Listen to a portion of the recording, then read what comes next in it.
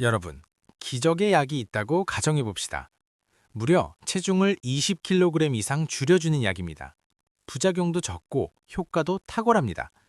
전 세계에서 불같은 인기를 누리고 있습니다. 이런 약이 있다면 모두가 사용하면 되는 게 아닐까요? 그런데 놀랍게도 그 약이 누군가에게는 물주사와 다름없습니다. 제대로 들으셨나요? 기적의 약이 어떤 사람에게는 아무 효과가 없다는 겁니다. 약은 있는데 몸이 받아들이지 못하는 경우입니다. 약이 있는데 효과가 없다? 이게 대체 가능한 일일까요? 지금 전 세계를 강타하고 있는 비만 치료제 위고비와 마운자로의 이야기입니다. 미국 FDA 승인, 유럽 EMA 승인, 의학계의 최고 심판들이 평가한 약입니다. 그런데 미국에서도 이런 이야기가 들려옵니다. 나는 6개월 맞고 20kg 빠졌다. 옆에서 나는 같은 기간에 1kg도 안 빠졌는데? 왜일까요? 이건 단순한 체질의 차이가 아닙니다. 과학자들은 최근 놀라운 답을 찾았습니다. 바로 유전자가 그 답이었습니다. 오늘은 이 100조 달러 규모의 비만 치료제가 유전자에 의해 어떻게 재단당하고 있는지, 그리고 이것이 앞으로 제약산업과 의료산업 전체를 어떻게 바꿀 것인지 파헤볼 것입니다. 준비되셨다면 지금 시작합니다. 2023년부터 전 세계 의학 시장에 폭풍이 불었습니다. 비만 치료제 위고비와 마운자로가 등장했습니다. 이 약들은 단순한 치료제가 아니었습니다. 마치 비만의 종식을 선언하는 약과 같은 존재였습니다. 제약업계는 이를 게임 체인저라고 부르기 시작했습니다.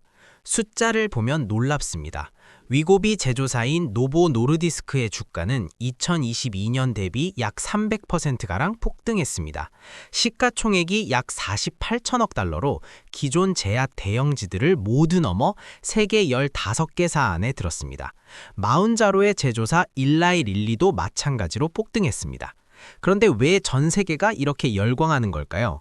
왜냐하면 효과가 실제이기 때문입니다. 임상시험 결과에 따르면 위고비를 12주간 사용한 환자들은 평균 체중의 약 15%가 줄었습니다. 체중이 100kg인 사람이라면 15kg에서 최대 20kg까지 감량됩니다. 마운자로는 그 수치가 최대 22%까지 올라간다고 합니다. 하지만 여기서 균열이 시작됩니다. 같은 약, 같은 용량, 같은 기간을 투여했을 때 결과가 극과 극으로 갈립니다. 한쪽은 20kg 감량을 축하하고 다른 쪽은 체중 변화 없음에 좌절합니다. 처음엔 이를 개인의 식이요법 차이로 돌렸습니다. 운동 부족, 스트레스, 수면 부족. 하지만 과학자들은 다른 곳을 들여다보기 시작했습니다. 그리고 거기서 놀라운 것을 발견했습니다. 원인이 행동이 아니라 유전자에 있었습니다. 이제 왜 약이 안 통하는지에 대한 진짜 답을 들을 준비 되셨나요? 2024년 하반기 미국 클리블랜드 클리닉에서 의학계를 뒤집는 연구 결과를 발표했습니다. 제목은 식욕 조절 유전자와 GLP-1 기반 약물의 반응성 간의 관계입니다. 제목은 복잡하지만 핵심은 단 한마디로 요약됩니다. 뇌 속의 유전자 하나가 약이 효과 있는지 없는지를 결정한다. 그 유전자의 이름은 뉴로비시입니다. 이 유전자는 뇌의 식욕중 추인 시상유두에서 활동합니다. 쉽게 말하면 배가 마지막으로 나는 배불렀다 라는 신호를 보내는 곳이 바로 여기입니다. 그리고 뉴로비시가 이 신호를 얼마나 잘 처리하는지가 비만 치료제의 효과를 결정합니다. 연구 결과를 정리하면 이렇습니다. 뉴로비시 유전자의 활성도가 높은 사람들은 위고비와 마운자로에 대한 성공적인 체중 감량 확률이 약 82%였습니다. 반면 활성도가 낮은 사람들은 약에 무반응하는 확률이 50%를 넘었습니다. 이건 단순히 약이 조금 덜 효과적일 수 있다는 것이 아닙니다. 완전히 안 통할 수 있다는 겁니다. 마치 열쇠가 있는데 문의 모양이 다른 경우와 같습니다. 아무리 좋은 열쇠라도 맞는 문이 아니면 열 수 없습니다. 클리블랜드 클리닉 연구팀 리더는 이렇게 말했습니다. 이 연구는 비만 치료제에 대한 우리의 이해를 근본적으로 바꿀 것입니다. 앞으로는 단순히 약을 처방하는 것이 아니라 먼저 환자의 유전자 프로파일을 분석한 후에 약을 선택해야 할 것입니다. 즉, 비만 치료의 패러디그램이 완전히 바뀌는 겁니다. 위고비와 마운자로의 공통점은 모두 GLP-1 수용체 작동제라는 것입니다. 이 약의 작동 원리는 간단합니다. 몸 안에서 자연스럽게 분비되는 GLP-1 호르몬을 모방한 약입니다. GLP-1은 식사 후 장세포에서 분비되면서 뇌에 배불렀다라는 신호를 보내는 호르몬입니다. 약은 이 호르몬을 인공적으로 장시간 유지해주는 것입니다. 마치 포만감의 드리프트처럼 말이죠. 밥을 먹지 않아도 몸은 나는 이미 밥을 먹었어 라고 인식합니다. 그래서 식욕이 줄고 체중이 빠집니다. 이론적으로는 완벽합니다. 그런데 문제는 신호를 받는 수용체가 제대로 작동하지 않는 경우입니다.